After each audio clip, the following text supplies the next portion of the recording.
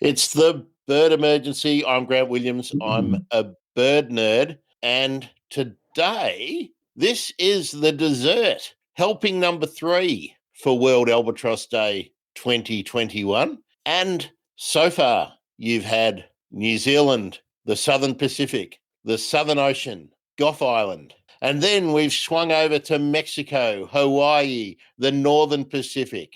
And now, dessert. It's the Atlantic Ocean. We're talking with Dimas. I hope I've got that well enough out. And Dimas is basically the Atlantic Ocean Steph. He's recently moved over to Birdlife Marine and is also affiliated with the Royal Society for the Protection of Birds and has a pedigree which includes Project Albatross. So, without further ado, Dimas, thank you.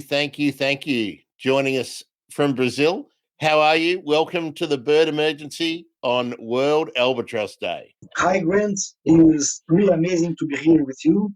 Thank you very much for this invitation, talking about the threat, how much we improved conservation and the challenge we face. And it's really important and really great to be here in this very special day. It's great to welcome someone from Brazil because, of course, Brazil is one of the iconic bird countries in anywhere in the world. People are always saying Brazil, Costa Rica, Ecuador, when we're talking about South America and Central America as bird locations. But I have to admit that I had never really thought that Brazil would be a seabird hotspot. But that's a pretty dumb thing for me to think because Brazil's got a massive coastline, and sitting on this ocean over here on the Pacific, I discounted the Atlantic. Tell us, how big is the coastline of Brazil and how important are fisheries to the general economy that operates in Brazil?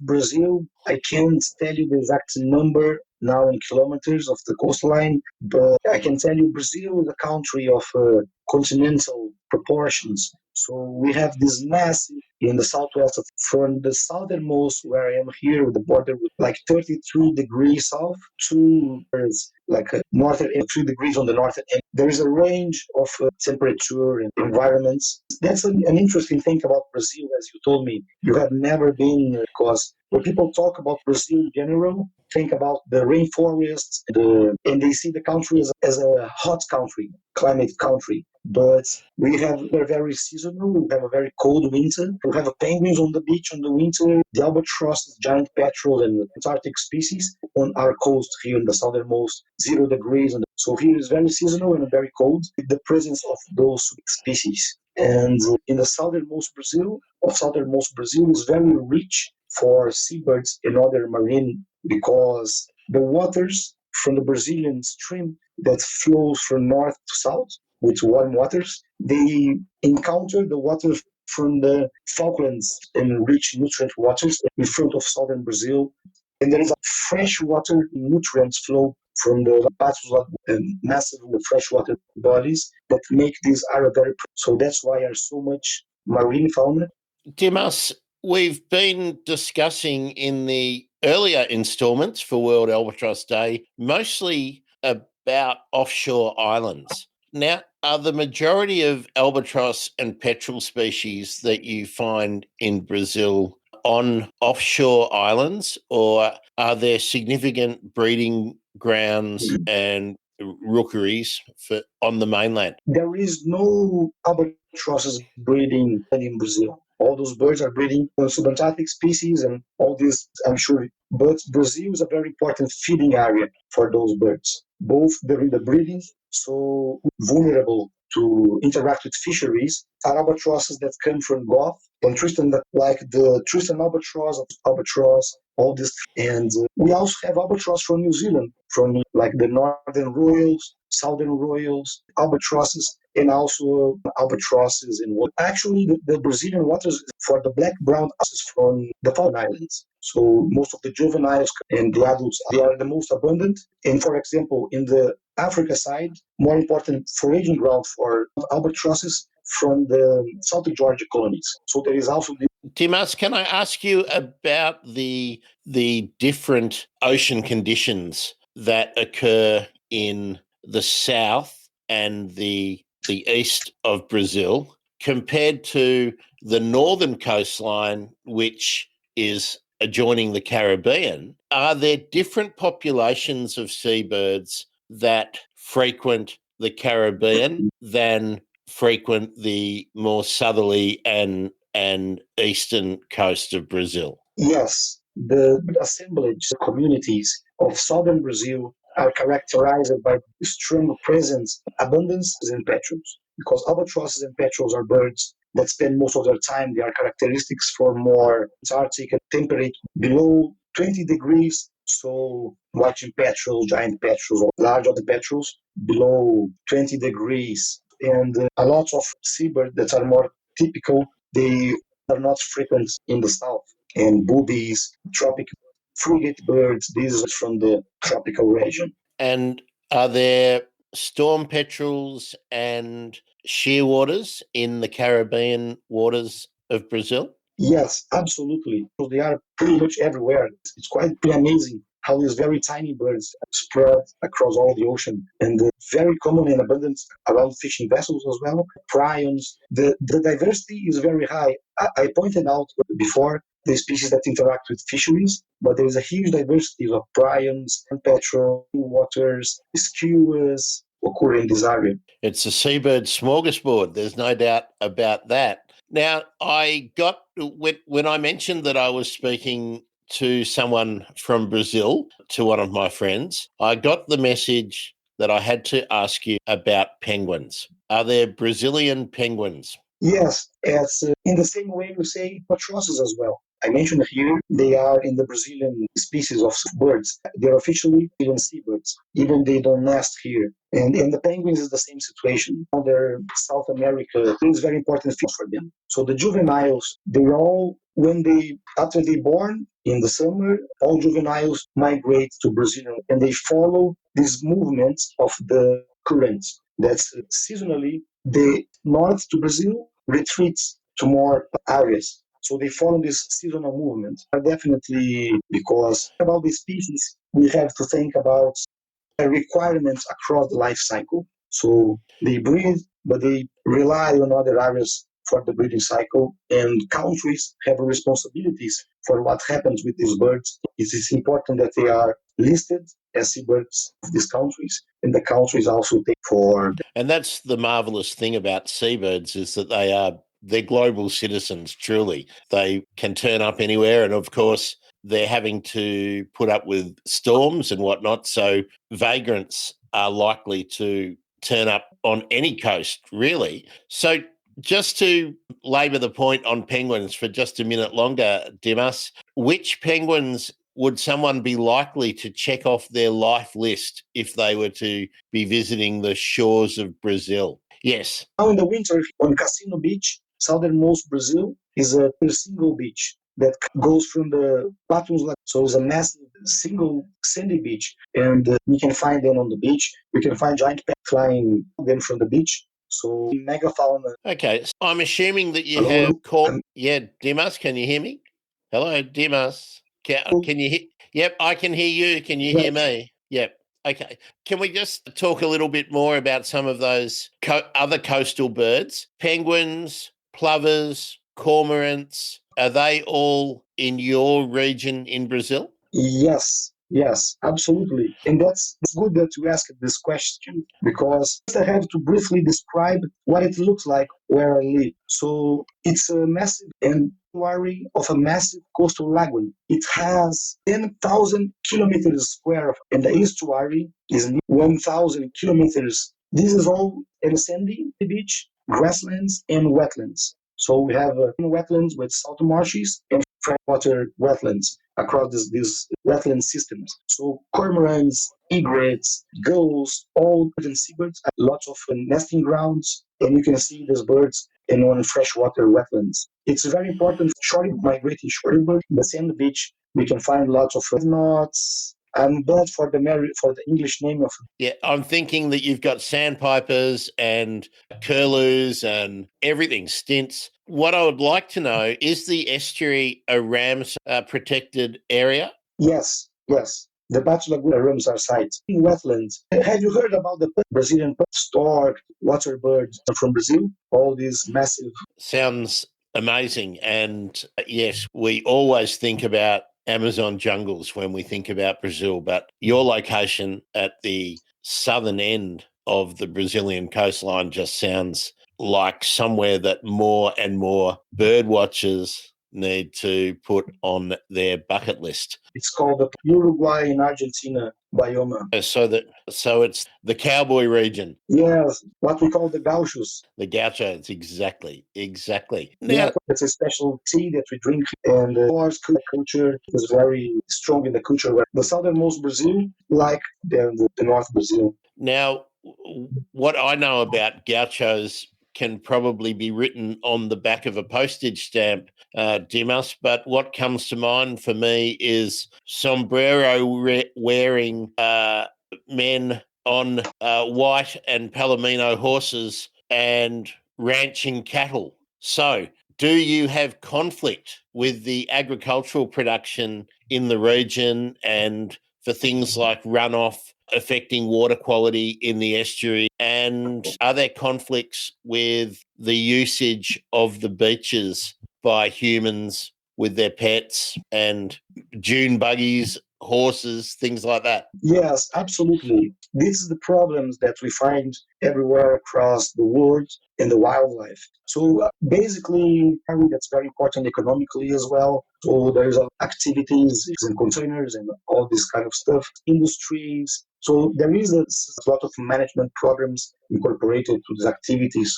policies, and scientists with the policymakers develop efficient management plans. Pollution of the water, of course, is another problem. And this is critical because the estuary is very important economically as well. So Arctic relies a lot on the fish, shrimp. So the estuary with cars can go to the beach 200 kilometers. So you can put your car on the beach and go wherever you want.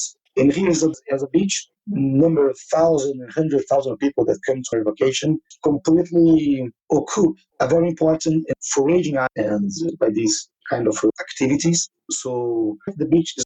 Sadly, that's a situation that's shared in some parts of Australia too, where recreational four-wheel drive pursuits are carried out on long stretches of beautiful sandy beaches that perfect breeding places for plovers and dotterels and resting places for migratory shorebirds. Again, a global problem, and those pressures are probably going to increase. Dimas, can you tell me what the major management activities are that are undertaken in Brazil? And is it mostly government action or is it NGOs doing the bulk of the work? Talking about a broad picture process, or there is a good cooperation between government and NGOs for developing national plan of actions for addressing those threats. So there are national plan of actions for albatrosses, other seabirds, other threatened species. The fisheries management arena also involves different stakeholders and academics, government, trying to find the best solution and the best management plans.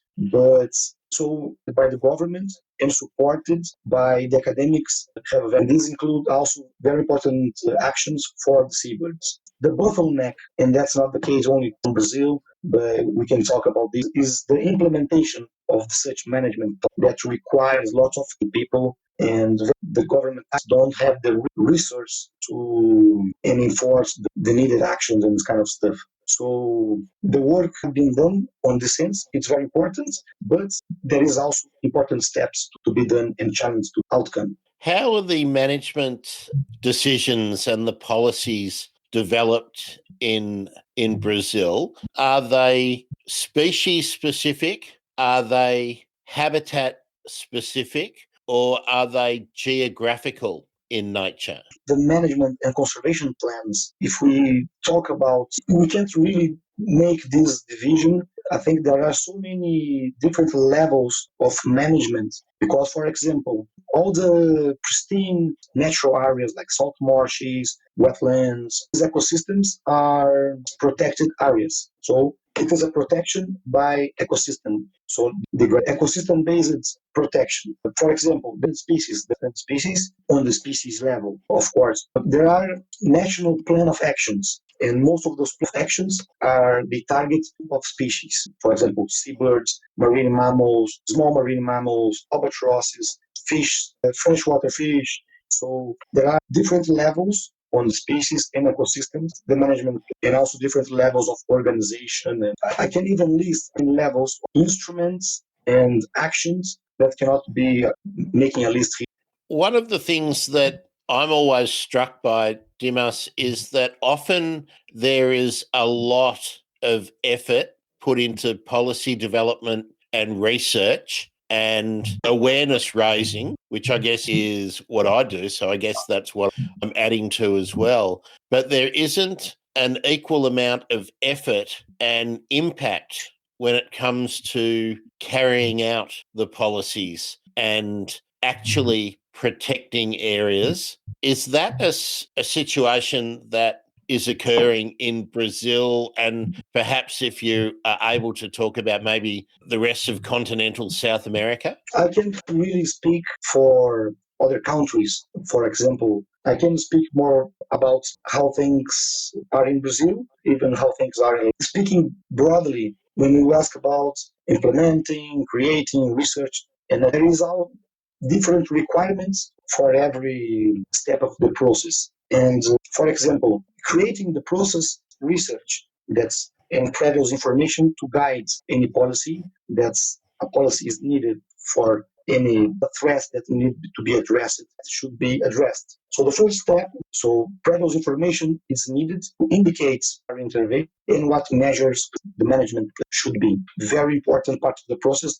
Then there is another step is the creation of these things. How will we do a technical accessory group, do workshops, how things will be created. This is not the easy part of the process. Bring people together, write things, find the solutions. Is to go to the field and thousands of people doing whatever they're collecting. That's the bottleneck because these require a massive in different levels. You have to inform people, create something to apply and find people. This was created to training people. The change, like in seabird, it's involving people use it or would use in different ways. And then you also need some control elements to make sure everybody will follow the rules. You will have the outcome of the protection of the species or avoiding any impacts. So research, creating a plan and implementing the plan, that's the most difficult. Dimas, you might need to give me a bit of a lesson in politics and governance in Brazil. I understand that Brazil is a country with a federal system. So policy, I would think, is developed on a national basis, and then states would have their own special areas of concern and probably developing more localized policies and programs. But do you have a lower level of government similar to what we have here, where the actual works on the ground, so things like weed control and erosion control, dune management, fining the people who are driving their four-wheel drives into protected areas, that happens at a lower level of local government? Is that how enforcement works in Brazil? And if I can get you to further comment not only on enforcement, but also organising the actual labour, the bodies on the ground to do protection or reclamation work? Well, the government system in Brazil, we have the national level, and then we have the state levels, several states, county. And who's the national levels apply. Yep. For example, when you said, for example, driving trucks on the sand dunes, for example, can be allowed in one state.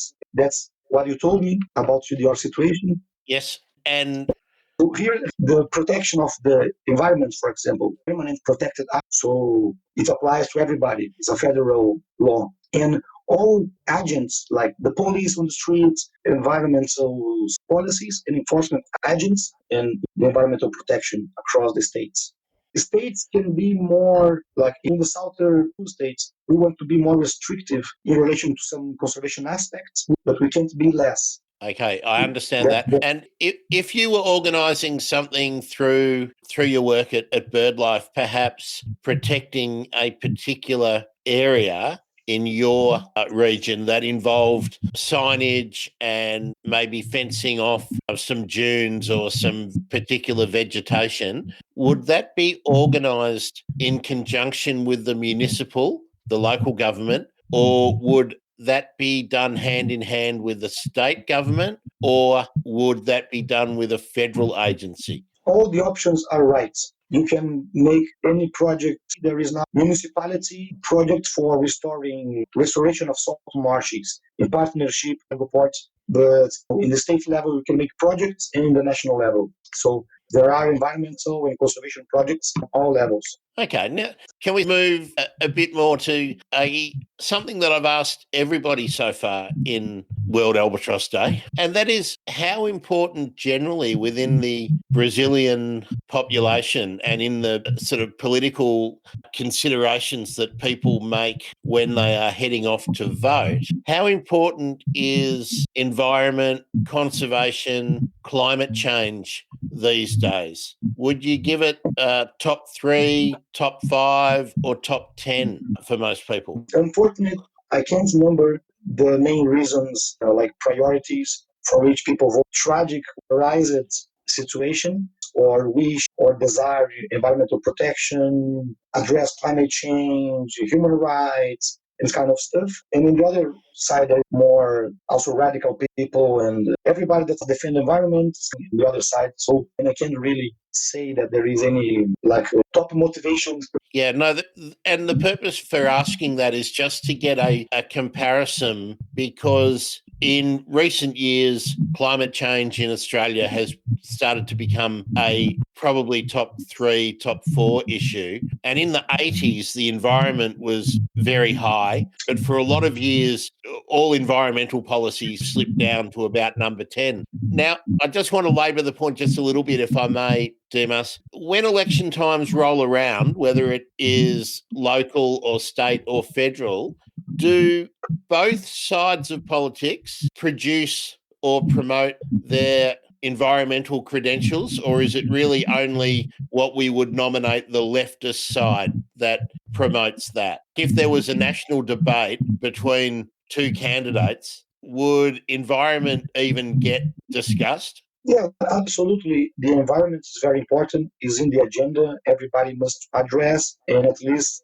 must to speak. So environment is, of course, in the list of concerns and in programs and campaigns, but can't really say. It depends on the candidate or another proposal, or because another side is better or worse. When you see what they offer, you see which one's better for the environment, but how much is it? Yeah. There are differences in the management plans for the environment between candidates. Yeah, absolutely. I'm trying to be very general in terms, because we can't left and right and all those arguments become sort of pointless. I guess I'm just trying to get a sense of, in a time where COVID has just dominated public discussion and the way everyone has handled COVID and the health systems, management of health systems, I just wondered whether that has pushed, and climate change particularly has become front of mind, but some of the other environmental issues are dropping off the radar a little bit. So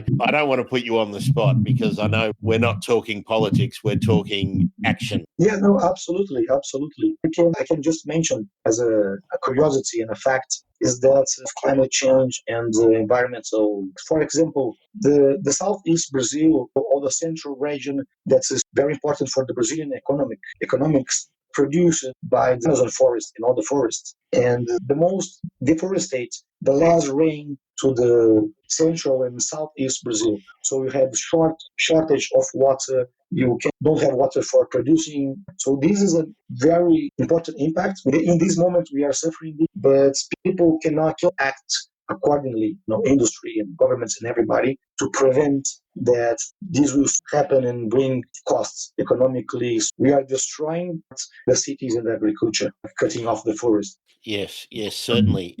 Nothing is done in isolation. Can we talk about specifically the work that you're doing, the projects that you're involved in with BirdLife International and with RSPB? What are the major threats for seabirds for you, and what are the main projects? Among the most threatened group of birds, and particularly threatened by invasive species like rats, cats, that destroy the environment, and chicks and even adults. And it is definitely the most pervasive and important threat are fisheries bycatch. The incidental mortality in fishing gear. So seabirds in general, they are very vulnerable in fishing gear because they are attracted to fishing vessels. So they pack around fishing vessels, they aggregate in large numbers, attracted by the discards, fishing goods, and the baits. And these result in interaction with fishing gear. They can be entangled, they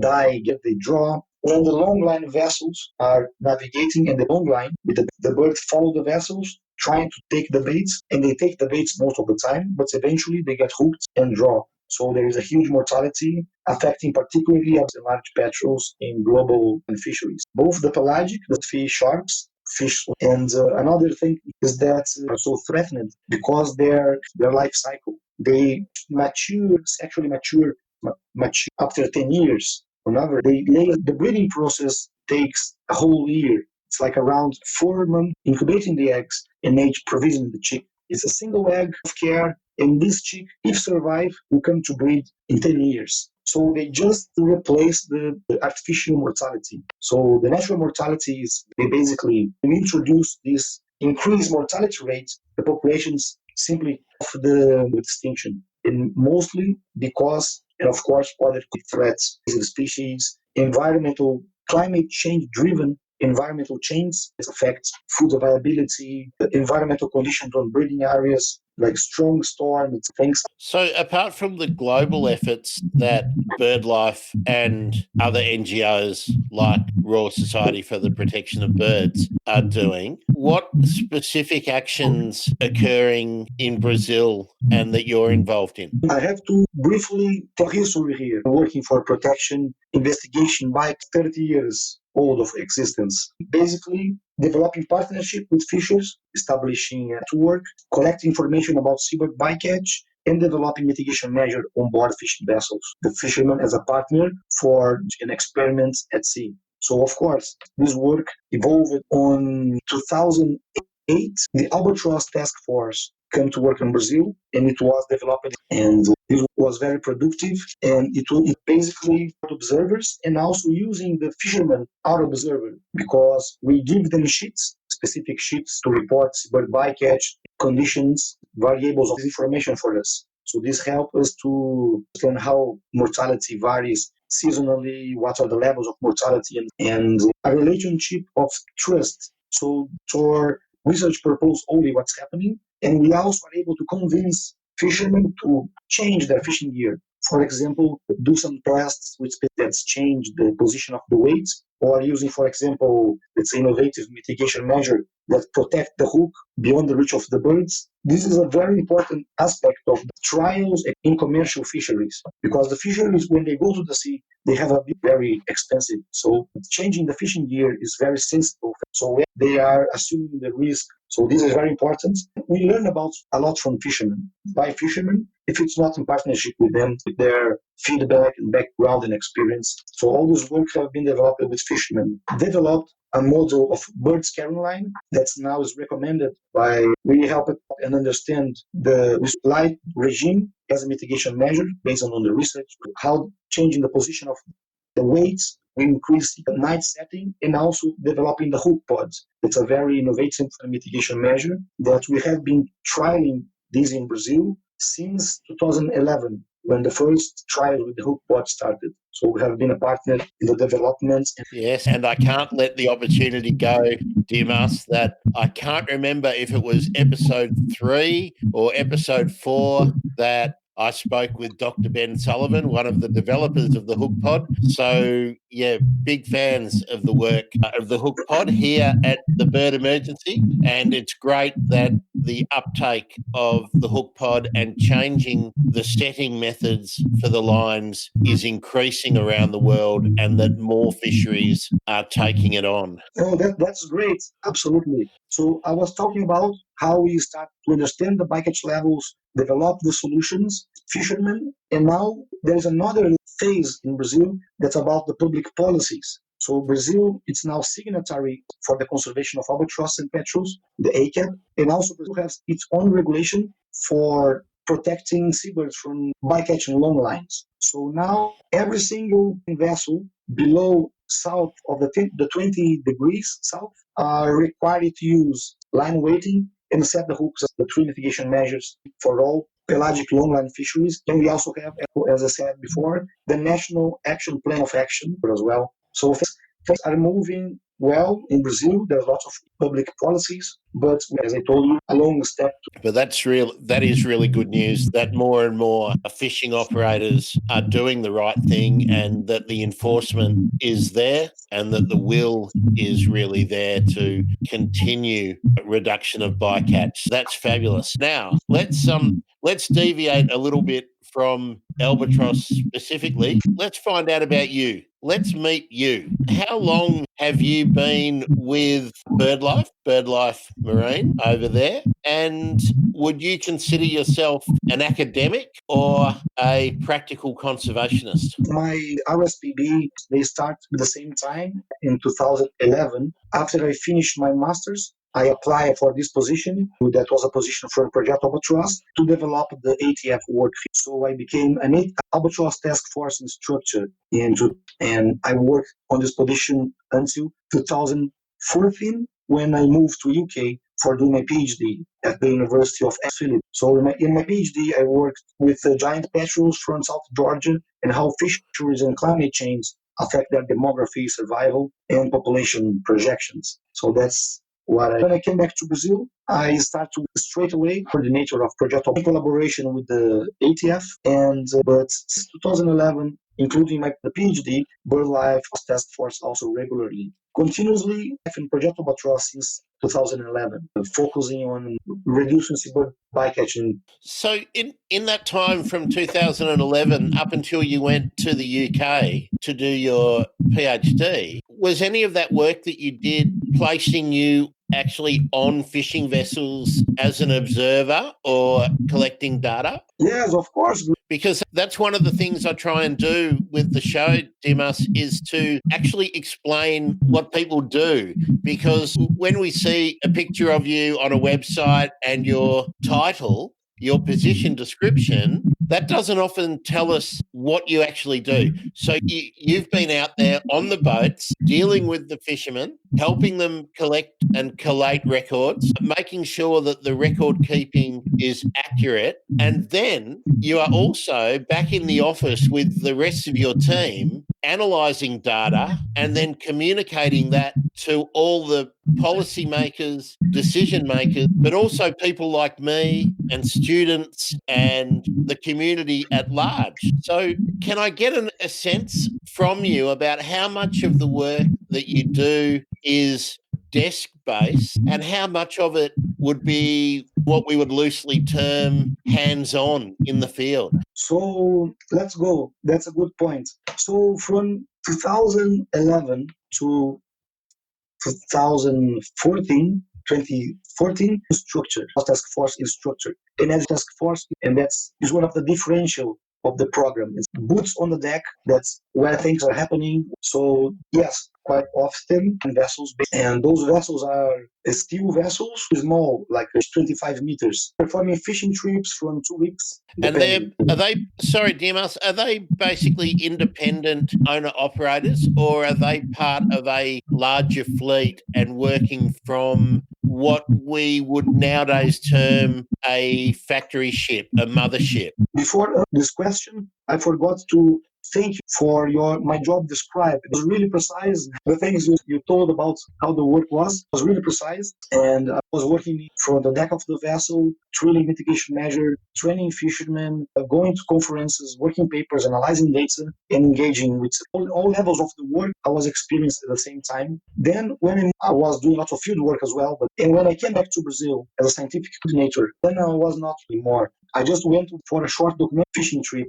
but my work now is more desk based. I want to go how things are. I'm like doing the protocols, coordinating the teams. There were other observers, but unfortunately, I'm too busy. So there's no communication at all. There's no internet. So when I go to the sea, I'm just totally disconnected and just know that I should be back after and nothing else. Nothing as well. Don't have any need, access to radio, nothing. So you just completely are disconnected and come back. So at the current position, and of course, for our dear listener, as it was mentioned by Steph in our entree edition for World Albatross Day, is that life at sea can be dangerous, not just because of storms, those kind of issues, but not everybody involved in fisheries is really supportive of the work that you're doing. I can't say this for our reality. People, crew or hostile crew, that's what we are talking about. This is definitely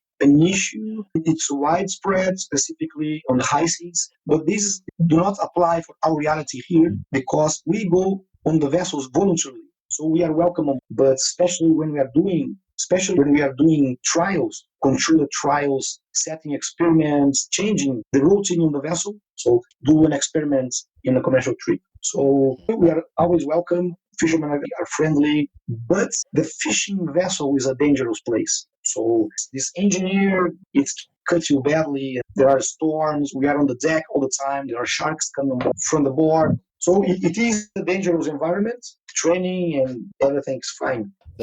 That's great. How did you find relocating from Brazil to Exeter in the UK? I actually found it great. I love it. I was not living in Exeter. I was living in Cornwall from Exeter. And for the border, I like to live by the sea and riding waves. And eventually, accidentally, I ended with just amazing seascapes and amazing waves for surfing. So I was very happy. I loved my time there. And I was by the time one with light to move there. And for our listeners who are not familiar with Cornwall and have never been there, like myself, you can think about the TV shows Doc Martin and Poldark. That'll give you an idea of the scenery around Cornwall. It's that sort of southwest little dogleg on the island of Great Britain, or of the island of Britain. Dimas, what other species or what other birds take your fancy apart from albatrosses and seabirds? I really like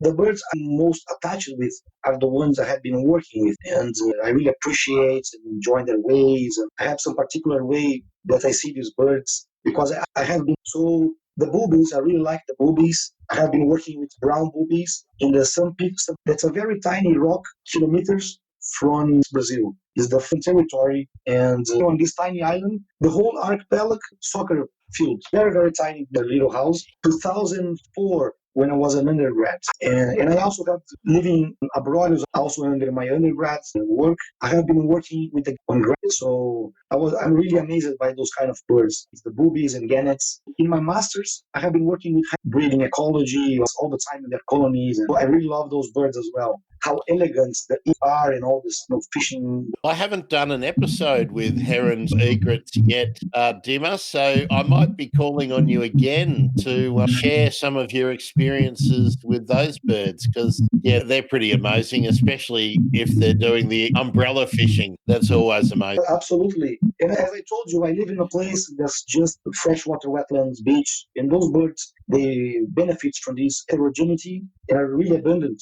My masters, I did the work in the 4,000 egrets, so it's quite rich and abundant. And any ibis in that colony as well? Not on my colony, but out here, abundant. You go to the field, and during the winter, the fields are flooded because the rains in of hundreds on the sunset, crossing across the sky, crossing white-faced, and English names is the Chile species. I think we might call that the glossy ibis too, I think, is common in Brazil, is it not? Yeah, Consulting Dr. Google. Yeah, right. everybody's best friend. But absolutely, here I really love all the birds. I'm not a birder. Definitely, I'm not a birder. I don't have my list, nothing like that. But eventually, when I moved to UK, first thing I did was buying that kind of stuff. One of my standard questions in a usual episode of the Bird Emergency is about the field guide. So let's see, did you buy the Collins guide in the UK? Sorry? Did you buy the Collins field guide in the UK? No, I didn't. On the library, that's sold. And what I didn't catch which one you used. Was it the Sibley? Yes. Yes. Okay. All right. That goes on the scoreboard. Another one for Sibley. All right. Terrific. About whiteface. Okay. Now, Dimas, you're obviously going to be continuing your work with BirdLife there, but are you looking to do any postdoc research? Not really at the moment, because I'm just starting this new role that's very similar in the country, more focused on the high sea, on distant water fleets. Like that's we are working close with the government, regional fishermen organizations. So it's a work in the same level with fishermen developing solutions, but at more international scale. So in academic works as well. At the moment, I supervise a PhD student about bycatch, fisheries, and eventually work with other partners. So again, I like to do the research papers. I like to do science, but I also like to be involved and engaged with stakeholders in practical level of stuff. Terrific. Just about your team there at BirdLife in working out of your office, how big is the team? At the moment, on my physical office is just one. That's myself. I would say directly the people across the Birdlife Marine on other countries, and in Japan, Taiwan, South Africa. So the team in the office, it's quite big. On the physical office is just myself. I don't have a team here with me because I'm now working with more this international stuff. At Albatross, me as a scientific rebranded, an ATF instructor, also based with me, and a trainee from the university, undergrad student, that I also supervised in the final project. So it was a team of 3 engaged in going to the port every week, preparing, deploying, hiring onboard observers. We have other on doing this work. So, dear listener, the purpose of that question is so you can understand that this important work gets done by small teams, dedicated teams, highly skilled teams, and really without a lot of backup. It's great. Just thanks from me, and I'm sure many of the other listeners around the world. Thanks for doing the work, because it's crucial. Someone has to do it. Someone needs to be looking out for albatrosses. And that what you said, it's really true. There is a lot of people across the world doing amazing stuff and small teams and organizations, but those work become more effective, become connected in synchrony, like it happens in the ATF. So when we unite our individual capacities and dedication and work towards a common problem, this is much more effective, especially in the distribution across a lot of countries, with different teams across different countries and in different levels of organizations are able to address this threat and definitely reduce the mortality of those birds and improve their conservation status. So the responsibility is international, and that's it. That's the message.